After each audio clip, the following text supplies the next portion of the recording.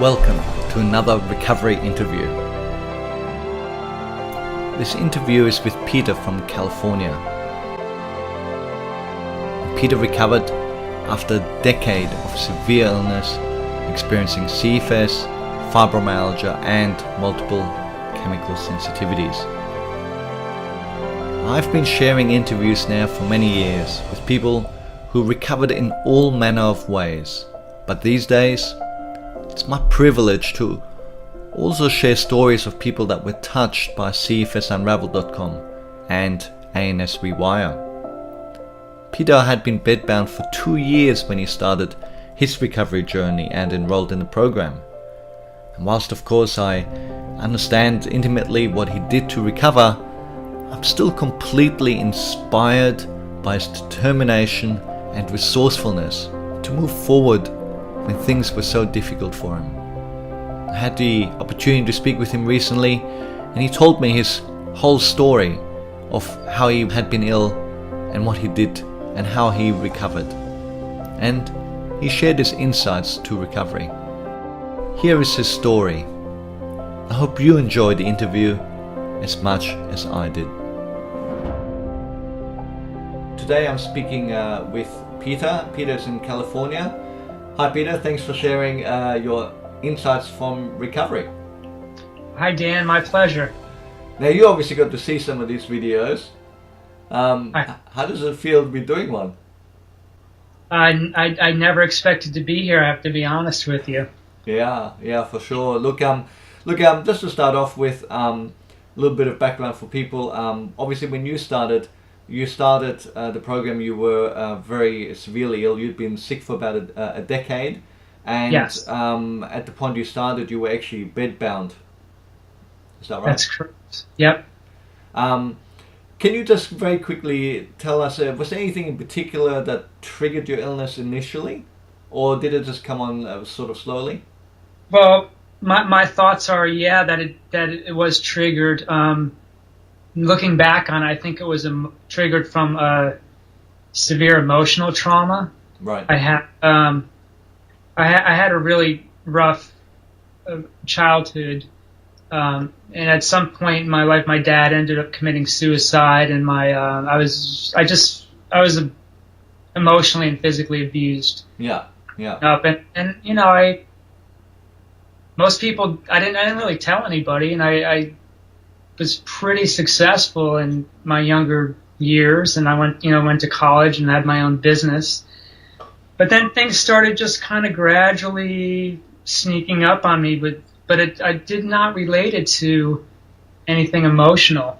Yes. I literally thought it was allergies at first, and then digestive problems, but then it just kept snowballing, one thing after another, and it got to be to the point where I had to give up everything, basically.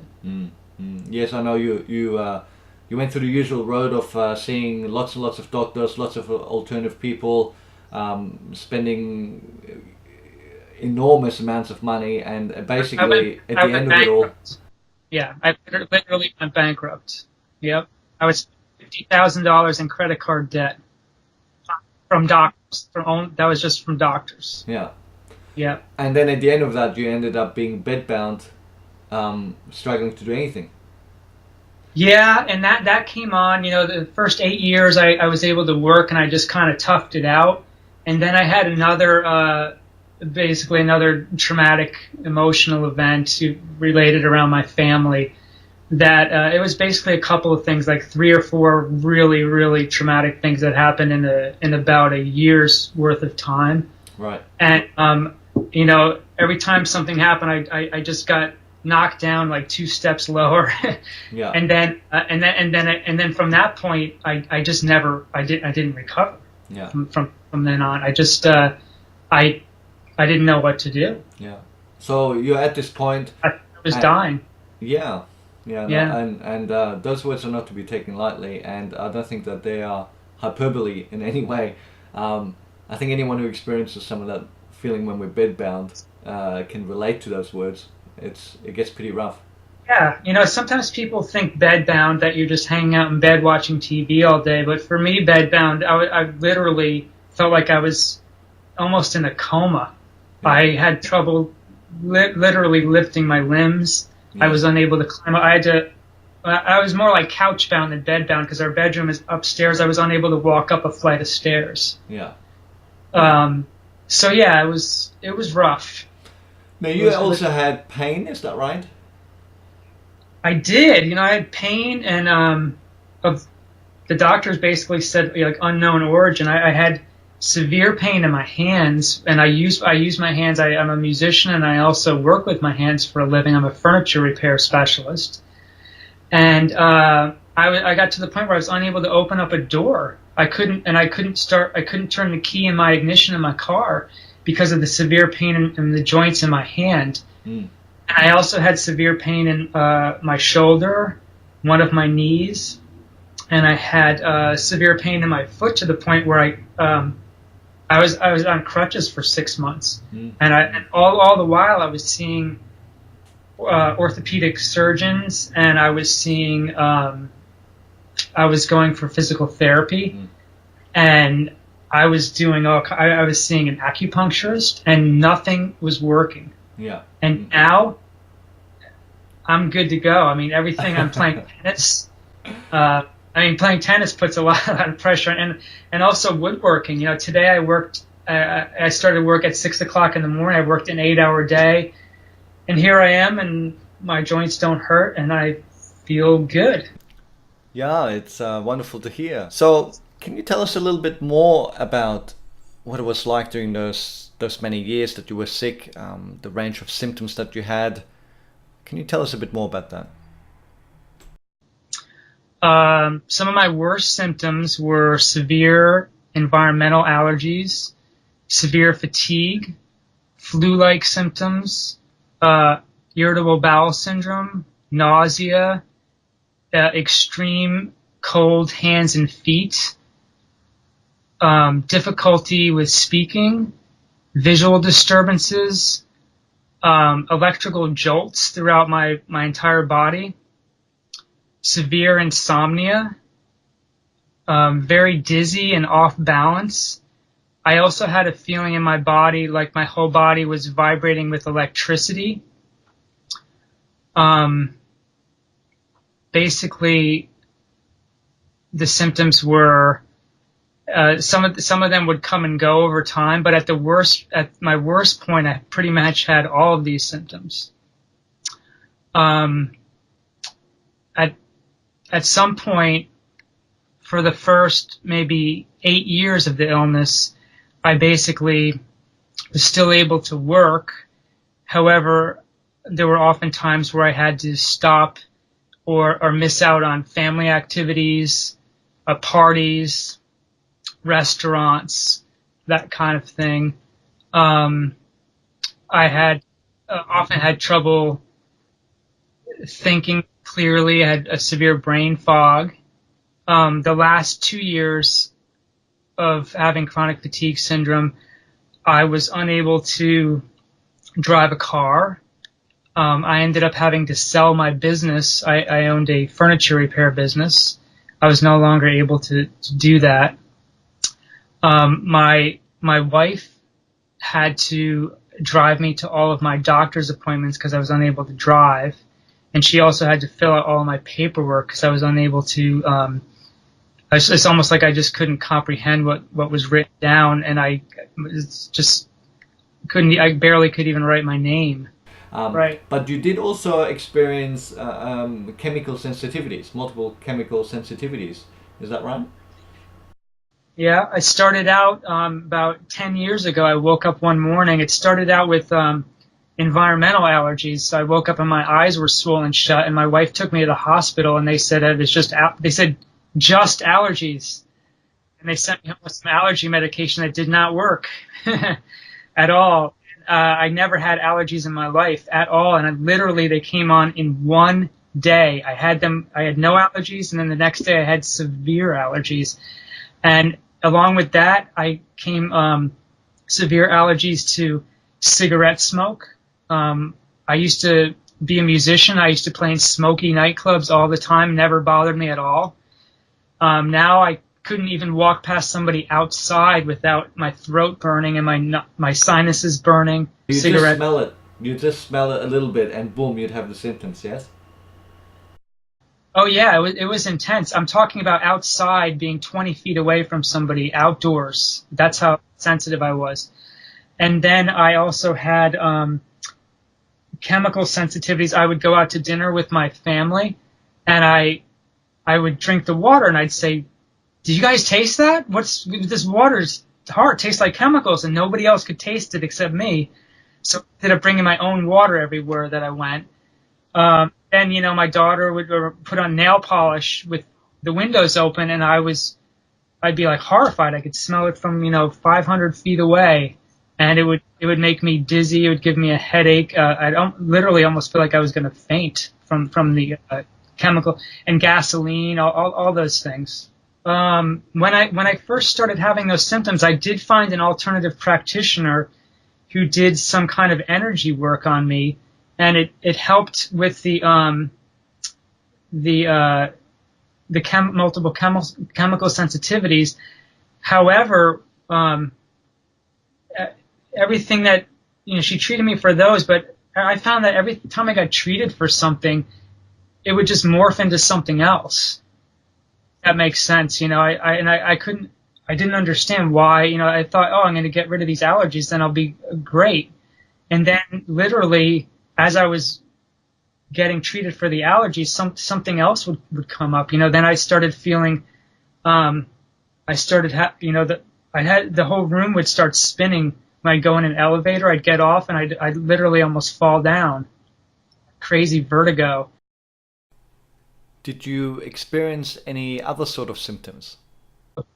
Sure. I had severe insomnia where I was only sleeping, even though they call it chronic fatigue syndrome, but I wasn't. It was more like to me. It felt like more like chronic flu syndrome. Yeah. Like I felt I was constantly had a low grade fever. Yeah. My hands and feet were ice cold. I had electrical jolts shooting down my extremities. My arms and legs would fall asleep in a matter of like 10 seconds, and for no apparent reason. Yeah. I had severe digestive issues where I thought I couldn't eat anything. Yeah. I never. Okay. That was a nightmare. Yeah. I don't have that now. Yes. No. It's all good. Okay then. Can you tell us a little bit more, Peter, about how you got diagnosed? Yeah. So at one point, I had injured my shoulder, and I went to see an orthopedic surgeon. And one of my other symptoms that I had not taken seriously was I had lost a significant amount of weight, and they noticed that I'd lost about 15 to 20 pounds. And I hadn't weighed myself during this time, and I knew that I'd lost weight, but I didn't really know if it was an alarming amount of weight. But I actually lost so much weight that most of my muscle tone had also gone. And I used to be a runner, and I was very athletic. I played soccer and tennis, and I used to work out.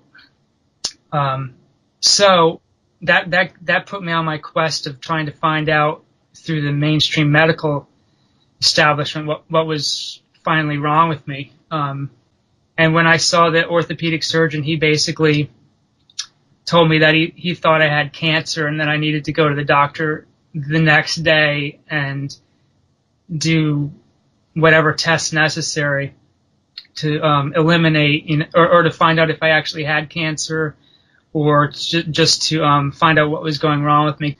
At the end of all of the testing that I did, I finally ended up going to Stanford Medical in California to see a specialist there. I had a CAT scan, MRI. I had to swallow a pill camera, all kinds of imaging and blood work. They basically, as other people who are watching this probably have gone through a similar experience, it's a diagnosis of elimination, I believe. This they were just trying to eliminate brain tumor, cancer, autoimmune diseases, and it took me a year of testing to eliminate all that stuff. There's a long waiting list for a lot of the tests that I had to do. Yeah. And the tests themselves, they brought me down too. When I started doing the tests, I wasn't bedbound, but by the time I was done with all those tests and done with dealing with doctors who were telling me that they were sometimes getting frustrated with me, and they were telling me that I just needed antidepressants or anti-anxiety medication. Yeah. And I did not feel depressed as I know some other people have described it. I really wanted to do things. I know when I've heard other people talking about depression, they don't want to do things sometimes. At least for me, I just wanted to get better. I said, I would tell them, well, yeah, of course I'm depressed. You'd be depressed if you felt like I feel. But I honestly don't. I think any depression that I had was a result of my illness, and it wasn't just the depression that was causing any symptoms. For sure. Yeah. And finally, they eliminated all the major things that they thought could be wrong with me, and the doctor basically casually just told me that he said I had chronic fatigue syndrome and fibromyalgia. And I was happy to hear that. It was actually kind of a relief to get some diagnosis, even if it didn't really seem like a very good diagnosis. And then after he told me that, he turned his back and he started walking out of the room. And I said, "Hey, what's going on? Where are you going?" And he said, "I'm going to be honest with you. There's nothing we can do for you." They just told me that there was no treatment or no treatment that they said would actually cure chronic fatigue syndrome or fibromyalgia. And then he just walked out. And that's when I started, now that I actually had a diagnosis that I believed to be true, it gave me something to work with. And so with the very little energy that I had, I did spend time every minute I could scouring the internet trying to find some kind of either complete cure or partial cure for chronic fatigue syndrome. And that's when I came upon ANS Rewire. Actually, before I found ANS Rewire, I found CFS Unraveled, and I think I watched all the videos in about 2 or 3 days of the recovery stories. And that really boosted my morale, because I was actually, at this point, I was suicidal. I'd been bedridden for almost 2 years, and I just felt like I was a burden to everybody. I wasn't able. I basically couldn't even take care of myself, let alone I have two children and a wife.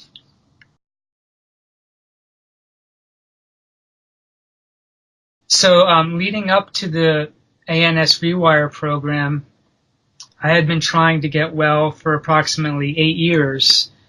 I had gone to mainstream medical doctors, all of which basically found almost nothing wrong with me, at least for the first 8 years.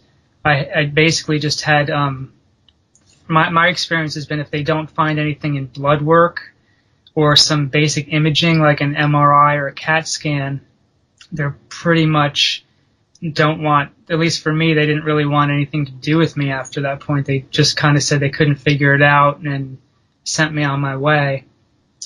I had a different experience with alternative practitioners who were more than happy to deal with me, but I didn't really see great results with most alternative medicine.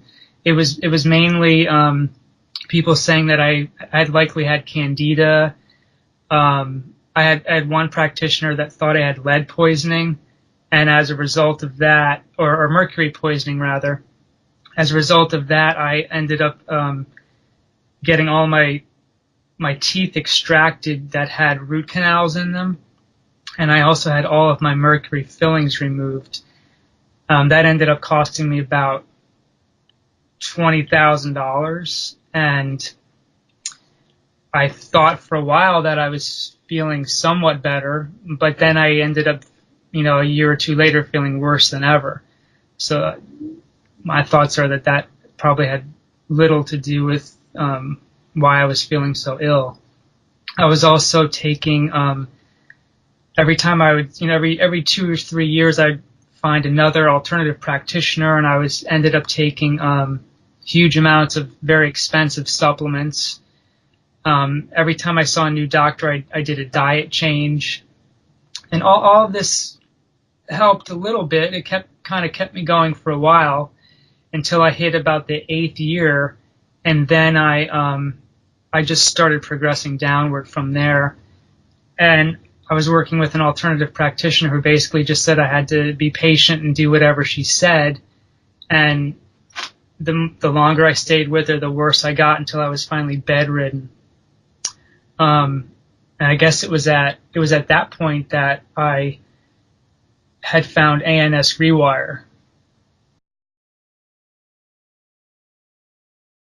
So you come, everything you've tried, nothing's worked. You've been diagnosed by Stanford University with CFS and fibromyalgia, and you decide to go on the internet and you find an online program.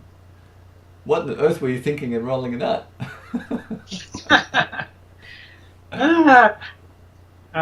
To be honest, your program was. I felt like I had nothing to lose. I don't know how much it costs now. It was very affordable. I had spent tens of thousands of dollars over the last 10 years, and not one of the programs that I did was geared specifically towards chronic fatigue syndrome or fibromyalgia. All the previous doctors that I had seen had basically, the alternative doctors had said that there was something else wrong with it. They never used the word chronic fatigue. They thought my fatigue was due to digestive issues or poorly functioned liver or kidney or candida or parasites or any number of things I was treated for, and none of it worked. So tell me, what I'd like to ask is, for people who are listening, how do we go from being bedbound, struggling to even get out of bed, struggling to do basics like looking after yourself and even communicating and all this kind of thing? Where do you go from there towards being recovered? I mean, what are the steps in between? Obviously, you were watching the videos, and you were finding a challenge at times even getting through the videos. Is that right? Yeah, when I first started watching the videos, I was listening to the video, and while I was listening to it, I thought, oh, this is great, I'm listening to somebody, Dan, who's had chronic fatigue syndrome and who's recovered, and is actually explaining to me what he believes to be the root cause. And I had never heard anybody have a theory on what all the mainstream doctors that I talked to said. Hey, we don't know, and we don't have any treatment. So yeah, listening at first was a challenge. As I was listening, I thought if it was, say, a half an hour video, the whole way through listening, I was thinking, yeah, this is great information. And then after the 30 minutes was up, I couldn't remember anything. I mean, I could remember maybe a general concept, but if there was anything specific that I was suggested to try on my own, and maybe there were some steps involved, like step 1, 2, 3, and 4. I try to repeat them back to myself, and I couldn't remember. So what I did for me, once I'd listened to the videos maybe 3 times in a row, an individual video. And as I started getting just a tiny bit better, where I could actually sit up in a chair and hold a pencil, I started taking, for me at least, I've always liked to physically write things down so I can refer back to them. So that helped me a lot, making notes. Sometimes I would actually write what I felt to be the most important passage, that I would just write out word for word. and then I would review it. I just glance at it every day. I'd go through my notes for the video, and then I would I went through the whole series of videos, and then I would review my notes, and then pretty much the first day that I went to the last video, I would start over from the absolute beginning again. And every time I went, and I did that probably 4 times all the way through. And even the 4th time that I went through the videos, I was still picking up on things that I either didn't quite understand at the time, or they were just reinforced to the point where I was like, now I'm seeing, I get that, and now it's like, at some point it almost just became a part of me, like I just know it now. So, look, I mean, that's obviously a great sense of persistence. I gather, obviously, as you were watching the videos, that it strongly resonated with you and gave you the confidence to persist. Otherwise, you wouldn't have done so much work. Yeah, well, to be honest, I didn't really get better that fast. I know I've heard stories about other people recovering like very fast. I had this like vibrating in my, like, electrical, like my whole body was vibrating with like electricity, and this went on for over a year, and I was feeling extremely weak and winded, where I would try. I would see my car in my driveway, and I'd be running low on food, and it would take me sometimes 2 days to get up the courage and energy to actually make that trip of 100 steps out of my house. At what stage did you then decide to start taking the actions? I mean, in the beginning you're just Sure. watching. So, I mean, how do you go from watching and feeling at your very worst to actually starting to do something? Like, what could you do in the beginning? What were your first steps to get you out of that really low point, and how did you progress with your action? Well, the first one of the first steps was listening to the videos, and then also doing the meditation every evening. I felt that was a huge help for me. Just calming my mind. Basically, I know in the ANS Rewire program, you were talking about taking this on from multiple different aspects at once, and so I decided that I was going to start doing yoga again, very very basic yoga, even if it was just holding a pose for a couple of seconds at a time. I was also doing the meditation every night with the along with the CD that comes with the ANS Rewire program. I started. It sounds kind of corny, but I heard on one of the CFS Unraveled recovery stories where a woman was giving herself a massage every night, I think in the bath, basically just like loving yourself. And at some point, I almost had to give up fighting in the way that I was fighting, and fighting in a more, maybe not fighting, but just being okay with being in the situation that I was in with my illness, and just being more loving towards myself, and more patient, and not trying not to get angry with myself. And that went a long way with being patient, being loved. So I was doing that every night. I'd give myself a massage in the bath, and then after that I would spend about 15 minutes, not out loud, but just to myself, saying, picking out things that I was actually thankful for. Didn't seem like I had too much to be thankful for at the time, but if you start searching, you can find things, and those little things seem to. I had a feeling that this was going to take some time, so doing those little things, the meditation, the yoga, the self massage, and just being and then nurturing myself it did give me a little bit of extra strength, and just so that I didn't quit, because it seems like it would be easy to give up, and to me that wasn't an option. I think what you're sharing here, Peter, is really, really insightful, and obviously surrendering to the illness, not giving up, but surrendering Right. and accepting it, and the self-nurturing that you're talking about. Um, Gratitude is very, very powerful. I would say that tapping into gratitude is one of the most powerful emotions, because it becomes very all encapsulating. It lets, if you want to get rid of anger and all the frustration, all of this, if you tap into gratitude, it's like a shortcut.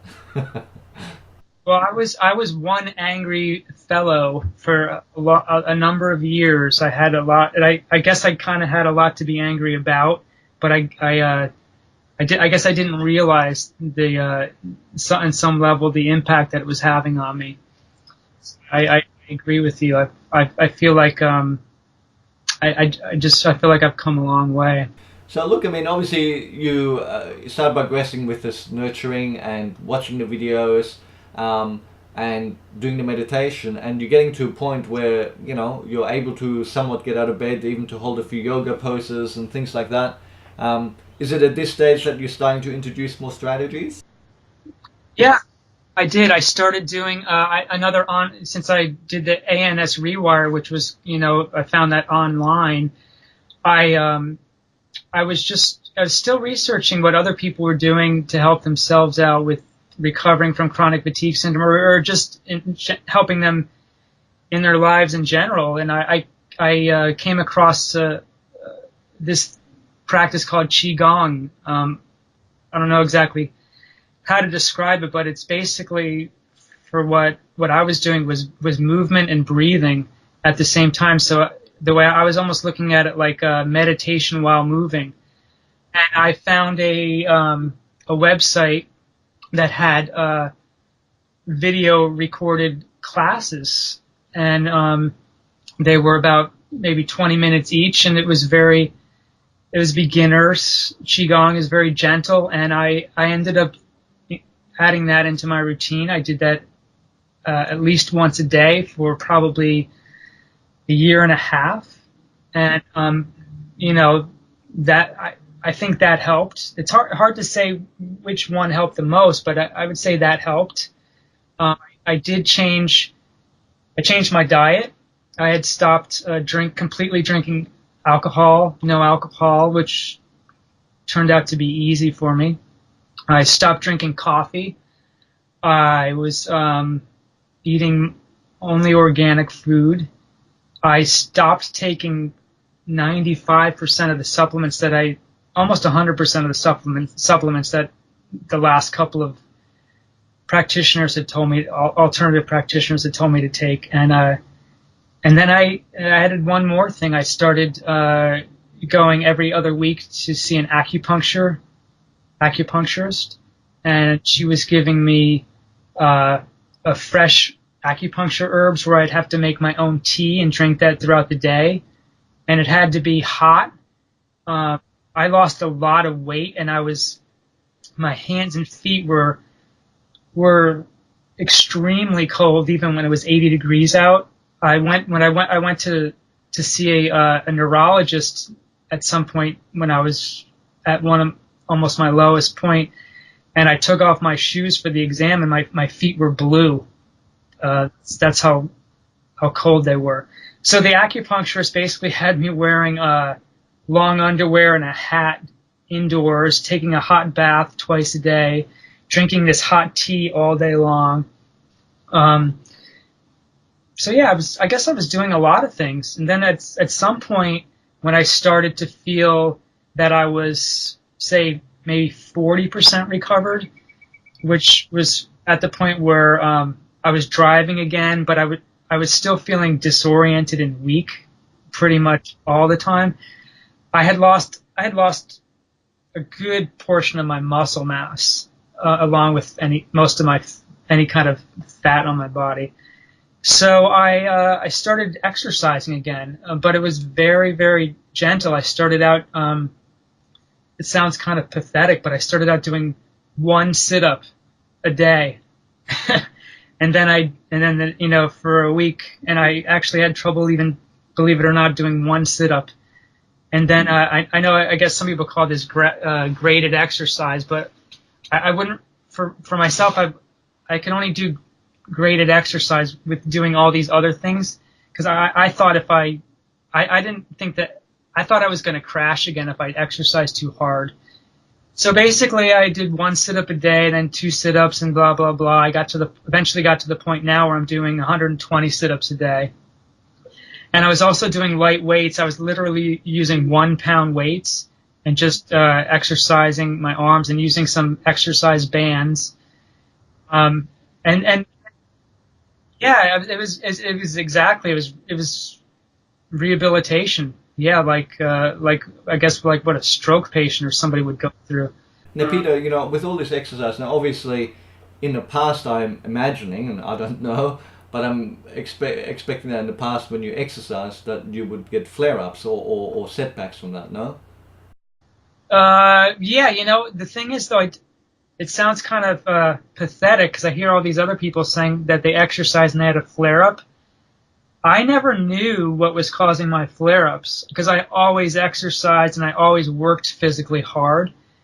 I would find myself in bed for 2 or 3 days at a time, almost unable to move, severe digestive issues.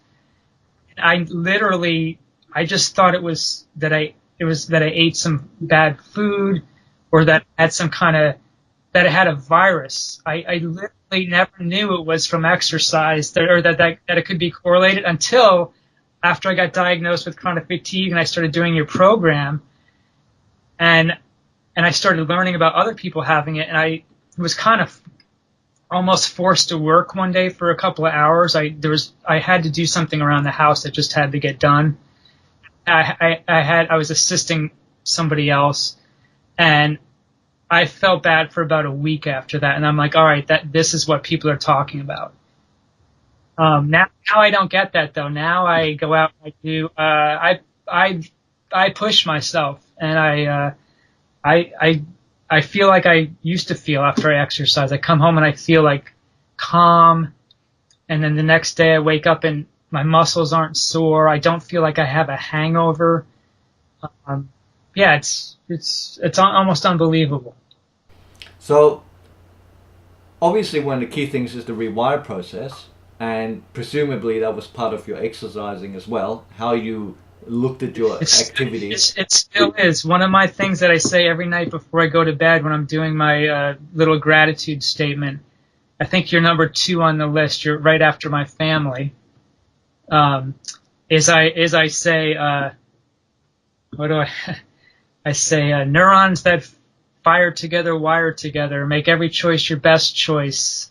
And then I follow that up with stop, think about something else, do something else. And the stop, think about something else, do something else has helped me immensely, not just with my chronic fatigue syndrome, but with the way my mind works. I feel like I don't tend to go down these rabbit holes of my past where I'm reliving episodes that happened that were traumatic for me. Now I can think about them, and it's much more on the surface. I'm aware that it happened, and then I just think about something else, which is awesome. I used to spend 3 or 4 hours dwelling on these events that happened, and now I'm able to think about it, or I can even talk to somebody about it, and I don't get upset, and then I go and enjoy my day. So it's been helpful on numerous levels. Yeah, well, and all these things are obviously interconnected. I mean, obviously, how do you go from, I guess one of the things I want to tap into is, when we are so severely ill and we're couch bound or bed bound, and then you started with the rewire. Did you start easily with the rewire process? Did you do that early on, or did it grow or change over time? I did it. I don't remember how fast it came up in the videos. It came up fairly fast, though, I think. I started doing it as soon as I was able to write it down, because I couldn't remember it. It's a very simple process, but when you have chronic fatigue syndrome and brain fog, nothing is simple. As soon as I was actually able to write it down, and I would refer back to it numerous times during the day, I started doing it, and it's one of those things. It's a fairly simple process, but it's like anything. You actually have to do it. And to be honest, I didn't really, wasn't sure it was going to work, because for me at least, I didn't, the results were so gradual that I honestly wasn't sure if it was going to work, but I was not going to give up. Even if my motto when I went into this was, even if it took me 10 years and I got 10% better every year, that was fine, because the alternative to not getting better was not having a life. So obviously, as you're building this momentum and you now, let's say, halfway recovered, I mean, at this point, I guess you must be feeling more confident about the whole approach, giving you a boost in terms of your persistence, yes? Oh yeah, absolutely. And that's one of those things where then, I started doing more. And I know it says that in your program at various points. I started pushing myself, but just a little bit, because I kind of felt like if I didn't, I still had some fear, obviously, because nobody wants a relapse. But I figured, if I was at 50%, I would try doing something that was, I thought, was maybe 5% above where I thought I could do. Kind of like doing the exercise, where if I was up to 10 sit-ups, I would say, all right, I'm going to do 11 tomorrow. I'd go up for a walk down. I literally started out, I'd go for a walk down to my driveway and back up to the house. And then I would literally add, maybe every week I would add like 50 feet to that. And then at some point I was able to walk around my block, which was amazing to me. Let me ask you then, let's take another tack and talk about pain. How did you progress with the pain and resolving the pain whilst you were in the program? Because you had pain in your hands and your hips and your knees and all over the place. This sounds kind of weird, but I didn't address the pain. I listened to your videos a couple of times, and I did the rewire technique, but at the time, I thought the pain that I was having was from something else. I honestly, I didn't really know that much about fibromyalgia. I know that people said that they have pain with chronic fatigue syndrome. I just literally thought, and wrongly so, I thought that, maybe my pain in my hands was just from being a furniture repair person, a furniture builder, that I had used my hands too much. But they never really bothered me when I was working. It was only when I was unable to work. And same with my foot. I used to run, 5 or 10 miles, no problem. And then as soon as I got bedridden, I was having all these problems with my joints. And I didn't address them specifically, but they did. I did recover from all those pains, and I'm assuming that whatever I did just worked on everything. Tell me, did you have any setbacks or any crises of confidence during your recovery? I had a little bit of a crisis of confidence. I wouldn't necessarily call it a setback, but I probably started back into working a little bit sooner than I would have liked. Unfortunately, I ran out of money. I was on disability for about a year, which didn't really amount to very much. And my disability ended, and any little savings that I had sold my business when I got sick, and I had made a decent profit on it, but we went through all of that, every penny of it.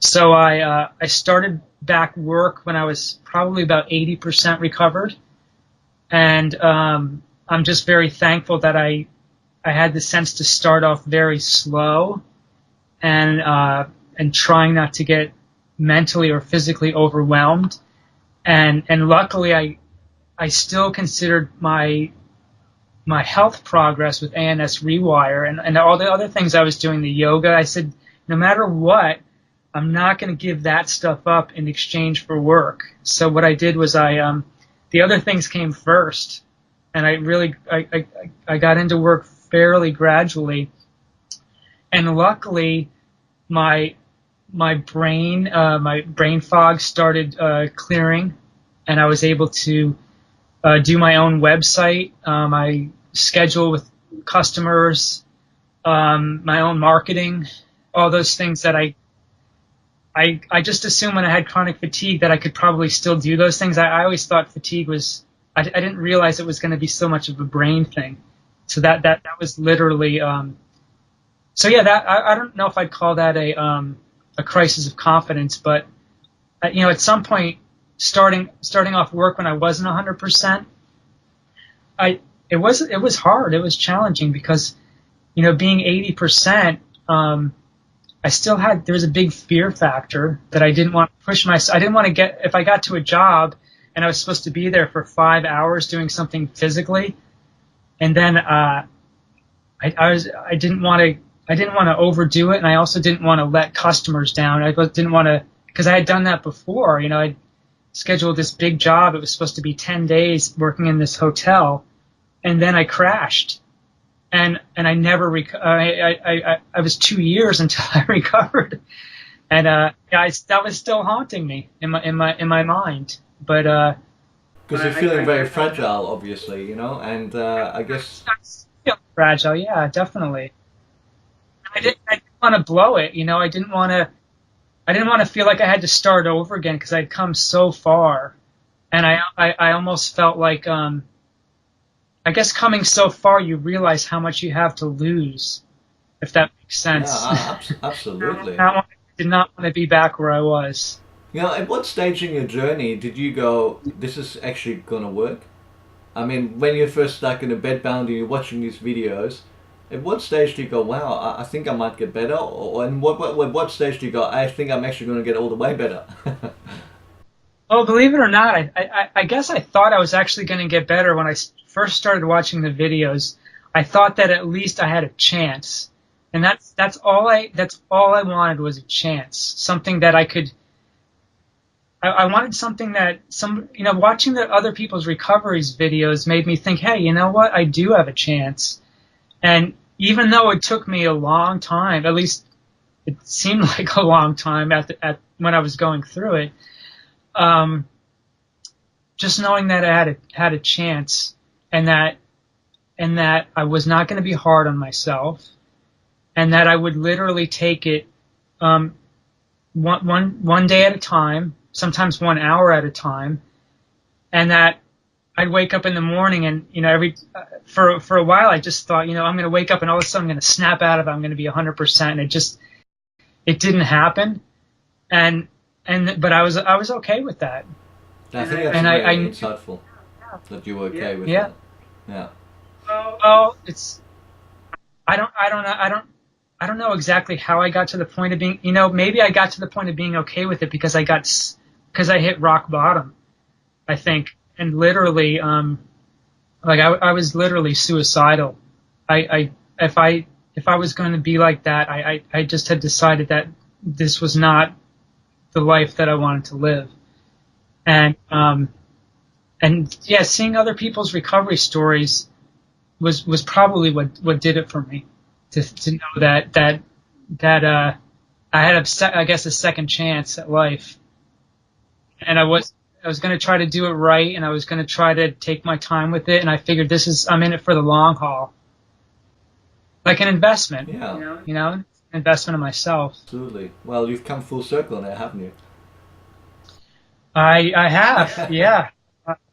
I feel good, and I wake up every day and I feel good. And look, I know you mentioned that it's really impacted every part of your life. I mean, just for people listening, can you also just share some of the things you've been able to do that you never thought you'd be able to do again? I mean, what's life like now for Peter Brown? Well, one thing is I never thought I'd be having my own business again in any capacity. I just didn't feel like I'd be able to do that. I've since started my own furniture repair business, and it's been extremely successful. I feel like it's just very rewarding. It's physically challenging and mentally challenging, and I feel like I'm up for it.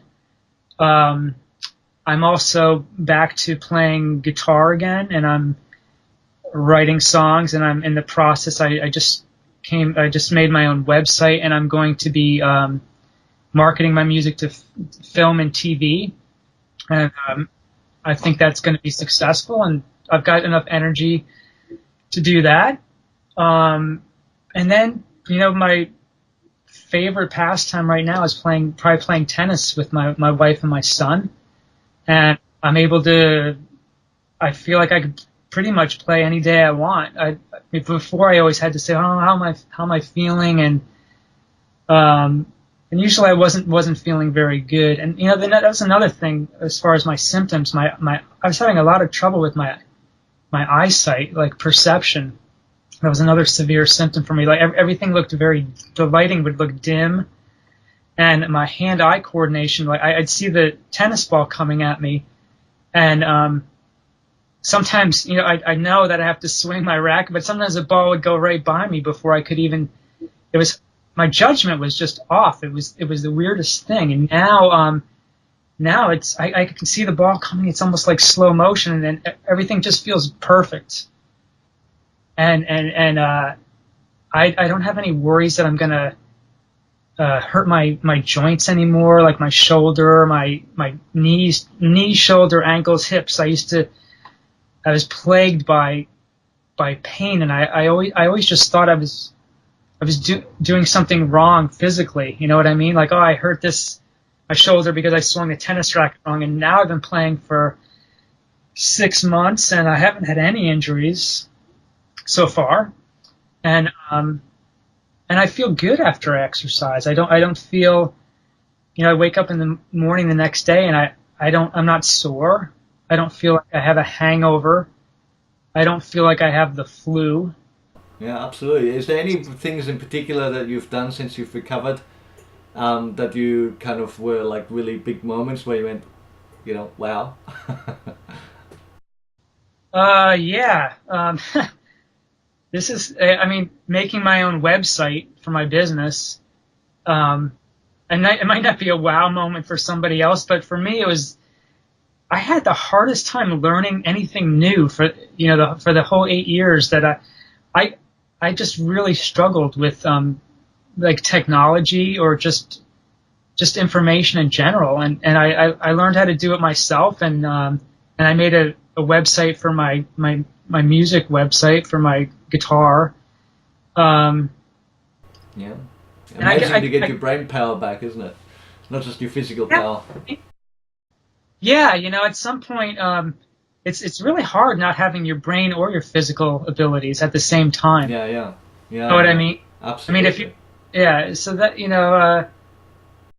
having my brain, being able to have clear thoughts is huge, and being able to write down a list of things to do and actually actually do them, or I had this list of things to do, and I couldn't get through the list. Yes, the list for decades. Some of the things that I had on the list were challenging things that would take, weeks and months to accomplish. And now I'm able to break that down into, one step at a time, and I'm able to actually get these things done that I couldn't get done before. Fantastic. Listen, Peter, I guess for somebody who, because your recovery took probably a year, would you say? It took you about a year until you were fully recovered? 2%, yeah. It took about I mean, I thought I was recovered. I was earlier. I probably, at about 6 months, I thought when I got to be about 80%, I kind of thought that was it, because 80% was about where I unfortunately had been that was my best for the last 10 years, was 80%. And now I feel like, but I thought that was 100, and now I'm actually, I'm beyond way beyond where I thought was 100. Yeah. If that makes sense. Yeah, I know exactly what you're talking about. Better than new. Yeah, no, absolutely. Yeah. Many people feel that because we lose obviously our perspective. But there's people obviously in the program. Some people do very fast. I think it's more expected that something like your experience of taking a year. But some people are in the program for maybe some time, 3 or 6 months, and I'm not seeing much progress, or maybe don't feel that necessarily. And I guess I wonder, what would you say to them? What would be your advice to to people who are sort of maybe struggling a bit with their progress? Well, for me, it was. I really think it was doing multiple things. You know, I was doing the qigong for myself, doing the acupuncture, the meditation, the self massage, the ANS rewire technique. I really felt like now that I know that I have chronic fatigue syndrome, I'm gonna do as much as I can. I wasn't really gonna leave it up to chance. I was probably I don't know, in some way maybe I was doing more than I even needed to, but I just felt like my whole day is going to be about getting better every day.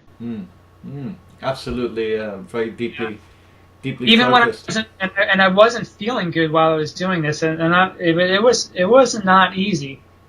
I don't want to make it sound like, you know, it was an easy recovery, but it was the most worthwhile thing. One of the most worthwhile things I've ever done. Yeah. Peter, is there any final parting words you have for people in the program or for people in the wider CFS community who may not be in ANS Rewire? Yeah, I would say to listen to other people's recovery stories. That was one of the things that's how I came to believe that I actually had a chance with ANS Rewire, because I still know a couple of acquaintances who have chronic fatigue syndrome, and they're not recovered. They're in the same boat that they were when I found out that they had it a couple of years ago. And I don't know. I guess everybody's different, but they're still trying to do hormone replacement, and steroids and stuff like that. And they're not really having too much luck. The other thing would be to be kind to yourself and patience and maybe not treating it like a fight, but just to be kind to yourself and be okay. You know, consider this a long-term investment in yourself, and that it's worth it. And the only alternative to not doing this, I think, is to being ill. At least for me, and that wasn't an option. Yeah. It's a hard slog, and I guess sometimes we almost have to feel like you say, it's not an option, and it gives us a very strong focus and push forwards. And look, I want to congratulate you. I want to congratulate you on your recovery. Thanks. I want to thank you for helping. Yeah, it's my pleasure. This is what it's all about, and you should be very proud of yourself. It's an amazing achievement, and you get to reap the rewards now and inspire other people. So I want to thank you for your recovery insights today. Well, thank you for giving me the opportunity to share.